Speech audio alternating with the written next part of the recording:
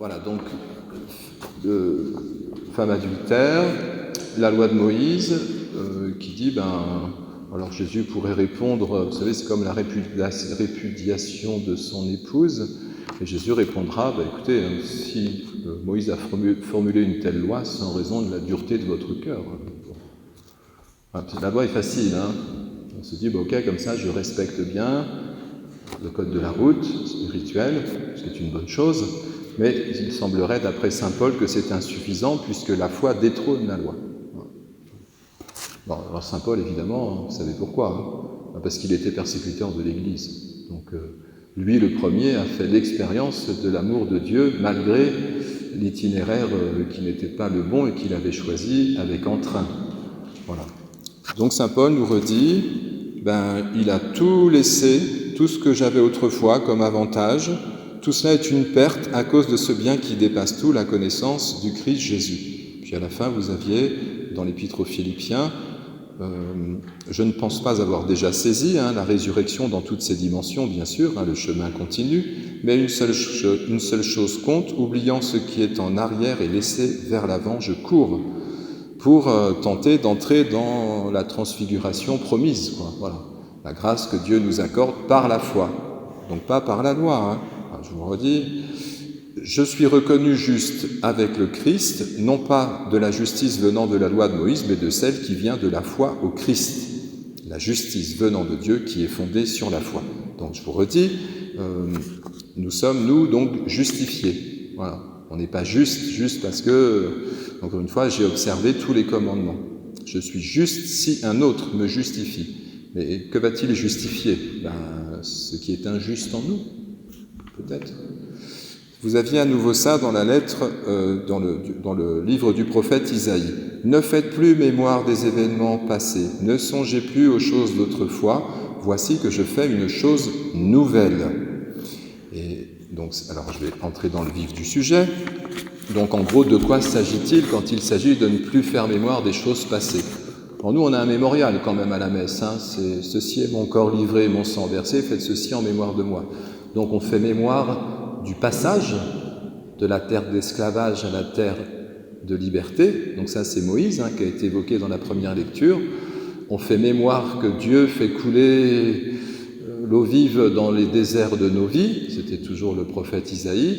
Donc on ne se souvient pas de nos esclavages. Si vous voulez. Alors nos esclavages, c'est pas compliqué. C'est lorsque vous faites ce que font les pharisiens à l'égard de Jésus. Ils cherchaient à le mettre à l'épreuve pour pouvoir l'accuser. L'accusateur, c'est le diable. Ah ouais, désolé. Mais on le fait tous, par contre. C'est-à-dire, on a une facilité à juger les autres ou à se juger soi-même dans la culpabilité. Soit nous accusons, soit les autres, ou soit nous-mêmes. Ça, c'est le péché quand même. C'est même le péché des origines. Devenir le juge à la place de Dieu. Mais Dieu fait justice à celui qui a la foi. Mais nous, au titre de la loi, nous sommes prêts à accuser les autres. Écoutez, réfléchissons. À partir du moment où vous commencez à montrer du doigt ceux pour lesquels vous vous dites « Vous avez vu cette femme adultère, ce qu'elle a fait ?» Vous pouvez être sûr que vous prenez la même posture que le diviseur. Jésus, il ne fait pas ça.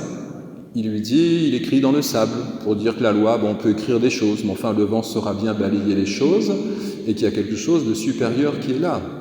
Et donc, il envoie le message, celui qui est sans péché, allez-y, jette la première pierre. Mais tout le monde s'en va. Voilà, parce qu'on est un peu lucide, Ça ne veut pas dire qu'on est adultère, Je veux dire par là que nos imperfections, elles sont là et elles seront là jusqu'au bout de nos vies. On a demandé pardon au début de la messe, pour qu'un autre nous justifie. Vous savez, le grand péché de l'humanité et le nôtre, c'est que nous sommes toujours en mode jugement. Donc nous passons notre temps à sortir de nous-mêmes pour accuser le monde entier, ou nos voisins, ou nos proches. C'est très tentant, puis on ne peut pas trop faire autrement. Au moins reconnaissons-le. Si les pharisiens reconnaissaient le rôle d'accusateur, parce qu'en fait ils cherchent à mettre Jésus, non pas à l'épreuve, mais ça va le conduire jusqu'à sa passion. Donc nous on fait mémoire, c'est ce que saint Paul a dit, puis je vais m'arrêter pour ne pas nous mettre en retard. Nous on fait mémoire, alors c'est dit de cette manière-là, pour éprouver la puissance de la résurrection je communie aux souffrances de sa passion en devenant semblable à lui dans sa mort. Mais notre mort, c'est quoi, puisqu'on va en faire mémoire, le corps livré et le sang versé? C'est que nous nous souvenons que nous sommes capables de jugement sur les autres et sur nous-mêmes et nous ne nous y arrêtons pas. Simplement, on s'en souvient. Ah oui, de fait, j'ai encore dit du mal de quelqu'un, ou j'ai eu une parole pas très sympathique, ou au contraire, je me lamente en pensant que je ne suis pas une bonne personne. On peut en faire mémoire, mais immédiatement, il faut le remettre à un autre, sinon vous êtes piégé. Mais on le sait très bien par expérience. Le jugement nous replie sur nous-mêmes, et du coup c'est mortel. Et c'était dès le début de la Genèse. Celui qui connaît le bien et le mal et qui est le juge mourra, dit Dieu. Pourquoi? Parce que vous perdiez la relation. Par contre, se reconnaître humblement pécheur et puis capable de juger les autres et de nous-mêmes, mais ne pas s'y arrêter, ça demande un effort. C'est un vrai combat. C'est peut-être celui-ci, le combat du carême. Ne pas s'arrêter sur nos regrets ou nos futurs meilleurs, pour juste être là avec confiance, celui-ci est vivant. C'est ça le chemin qui est proposé. Donc Jésus n'encourage pas la femme adultère à recommencer.